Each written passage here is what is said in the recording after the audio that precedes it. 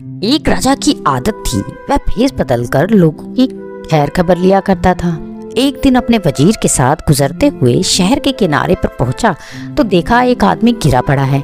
राजा ने उसको हिलाकर देखा तो वह मर चुका था। लोग उसके पास से गुजर रहे। राजा ने लोगों को आवाज दी लेकिन राजा को कोई पहचान न सका। तो राजा ने पूछा, क्या बात? राजा ने कहा, इसको किसी ने क्यों नहीं उठाया?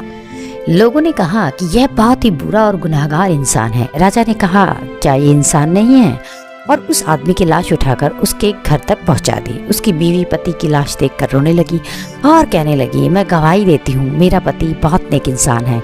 इस बात पर राजा को बड़ा ताज्जुब हुआ और कहने लगा, यह कैसे हो सकता है? लोग तो इसकी इतनी बुराइयां कर रहे थे और तो और इसकी लाश को हाथ लगाने को भी तैयार न थे। उसकी बीवी ने कहा, मुझे भी लोगों से यही उम्मीद थी। दरअसल हकीकत यह है कि मेरा पति हर रोज शहर के शराब खाने में जाता था, शराब खरीदता था और घर लाकर नालियों में डाल देता था और कहता कि चलो कुछ तो गुनाहों का बोझ इंसानों से हल्का हो। उसी तरह वह एक बुरी औरत यानी कि एक वैश्या के पास जाता और उसको एक रात की पूरी कीमत देता और कहता कि अपना दरवाज़ा बंद कर ले, कोई तेरे पास ना आए। घर आकर कहता, भगवान का शुक्र है आज उस औरत और नौजवानों के गुनाहों का मैंने कुछ बोझ हल्का कर दिया। लोग उसको उन जगहों पर जाता देखते। मैं अपने पति से कहती, याद रखो जिस दिन तुम मर गए तुम्हें लोग नहलाने तक नहीं आएंगे, ना ही कोई तुम्हारा क्रियाक्रम करेगा और ना ही तुम्हारी चिता को कंधा देगा।